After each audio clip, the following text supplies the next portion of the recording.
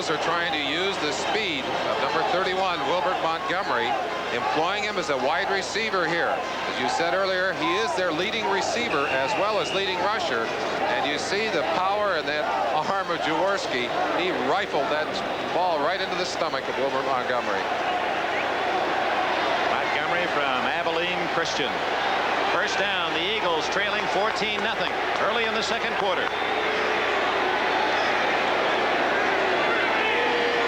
Parker in motion. Montgomery. 13-yard line, a gain of 7 on first down before Kinlaw and Browning can make the tackle. Injured Raider Dave Browning receiving attention. Back at the Superdome, the Oakland Raiders jumping to an early 14-0 lead. Here's that last play. Let's check how Dave Browning, number 73, was injured. Montgomery coming outside. You see the action there. Lots of action on the ball carrier, but Browning's injury had taken place inside as they started cutting out on that play. He's replaced by number 74, Dave Pear, also from the University of Washington. Leroy Harris, nothing there for him. Dave Pear, and they tested him immediately, made the stop. It'll be third down, about 3. This telecast presented by authority of the National Football League, intended for the private use of our audience. Any rebroadcast or other use of this telecast without the express written consent of the National Football League is prohibited.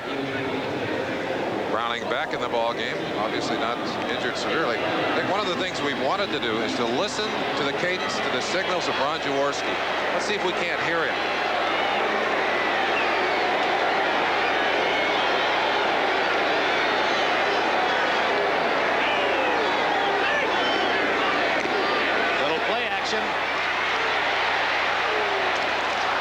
Montgomery, and he was well covered by Matt Millen.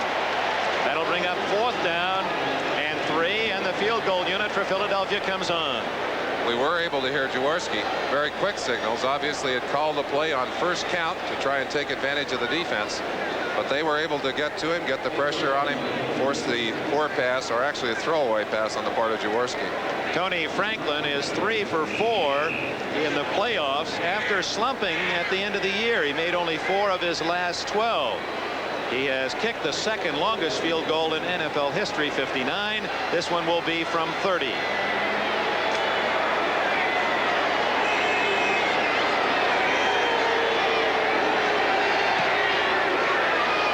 And the Eagles are on the board. And of course, earlier today you enjoyed Virginia and Ohio State, the unbeaten Cavaliers, and sensational center Stick Sampson, as they remained unbeaten, second-ranked team. Tony Franklin, who just kicked that field goal of 30 yards, make it 14-3 Oakland, and he hammers a long one. Keith Moody, 15. Who is he hit at the 20-yard line? Fumbled the ball, and I believe the Raiders fell on it. Let's check. And what a hit delivered by the Eagles. Appeared to be Ron Baker, and Louis Jamona. 63 is Baker. We have an Oakland player still down on the field. That's one of the soundest and solidest tackles you'll ever see. We have really had some coverage on these kicks today. Here's Moody again. We'll see how hard he's hit. Keith Moody running straight into a sprinting defender right there. You saw 63. That's Ron Baker, who really put the meat to him. Ball bouncing loose, and Oakland gets a big break. It's on the carpet in their end of the field. They picked it up. Rod Martin again. He's the man who made the interception in the first quarter that led to the first score of the game. Moody off under his own power. We talked about what you have to do to win this football game. We said that Oakland had to do what got them here, which is to turn the ball over and to make the big plays. They've done that. They just about turned it back to Philadelphia there. But Rod Martin coming up with an alert play, saved the fumble, got the ball back for Oakland. Moody assisted to the sidelines. First down, Oakland at the 20. Plunkett just now coming into the huddle.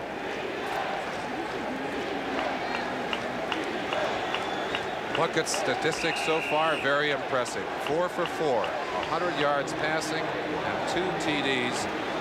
Couple that with his stats in San Diego, and he has had some great quarters of football back to back.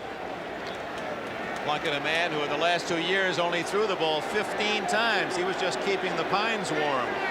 And now the leader of this Raider offense. They like the long one to Chandler. Too long at the 35-yard line. Plunkett under pressure from John Bunting. Well, Carl Hairston was one of the men you talked about, Merlin Olsen. We've been keeping an isolated camera on him. Number 78, the top of your picture. These are plays from the first part of the game. You want to see an emotional football player just grabbing a man physically, jerking him back.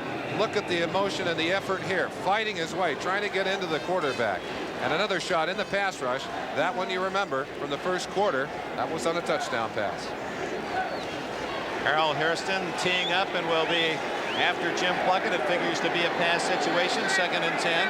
Arthur Whittington, 22, in the backfield with Van Egan. Whittington. Frank LeMaster stops him for a loss. LeMaster of Kentucky. Born and raised in that bluegrass city of Lexington, Kentucky. His dad was involved at Spendthrift Farms as the manager, his father Leroy. The 2-week wait for this game has always seemed to hurt the emotional teams more than teams who are relatively relaxed. I've got to believe that in the first part of this game, the Eagles have suffered from a case of nerves. Let's hope they can get themselves settled down. They have Plunkett in the hole now. 3rd down, about 13. 9.5 minutes left in the first half. Both wide receivers to the right.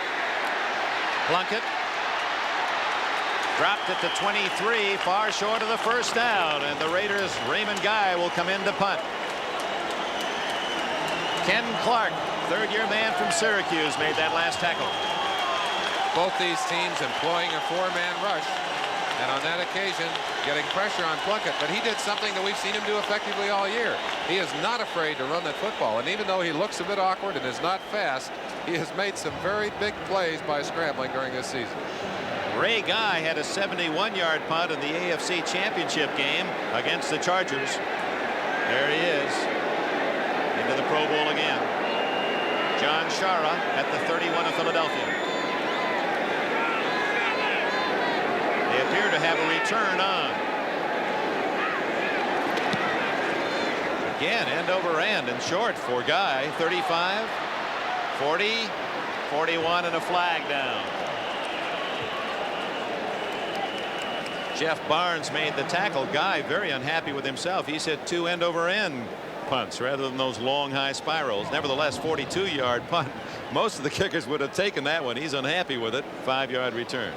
We have a flag down. It would appear that one of the returners may have clipped on that play, which would be a costly error, marching the Eagles even further back into their own territory.